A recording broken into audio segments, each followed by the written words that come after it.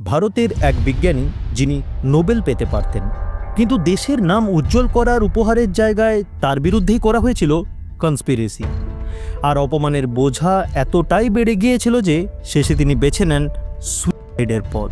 আজ IVF চিকিৎসার জন্য বাবা মা ডাক শুনতে পারছে হাজারো কাপল।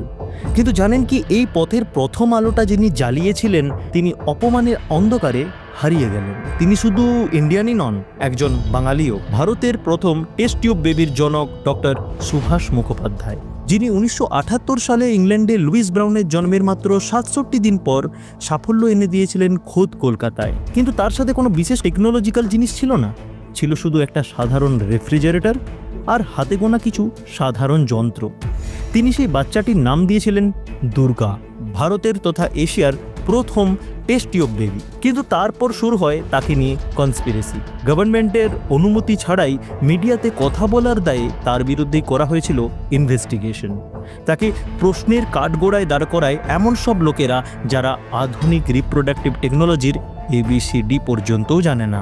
সম্মান তো ছেড়েই দিন, তার পাসপোর্ট পর্যন্ত কেড়ে নেওয়া হয়, রিসার্চ বন্ধ করতে বলা হয়, এমনকি তাকে বদলি করে দেওয়া হয় আই ডিপার্টমেন্টের এমন এক ইনস্টিটিউটে যার সঙ্গে তার কাজের কোনো সম্পর্কই ছিল না। 19 জুন 1981 এই অপমান আর মেন্টাল হ্যারাসমেন্টের ভার সহ্য করতে না পেরে নিজের ফ্ল্যাটেই সুইসাইড করেন তিনি। সুইসাইড নোটে লেখেন, হার্ট অ্যাটাকে মৃত্যুর জন্য আর অপেক্ষা করতে পারলাম না। বহু বছর পর আরেক বিজ্ঞানী TC অনন্ত কুমার তার গবেষণার কাগজপত্র দেখে স্বীকার করেন ভারতের প্রথম IVF সাফল্য ছিল ডক্টর সুভাষ মুখোপাধ্যায়েরই।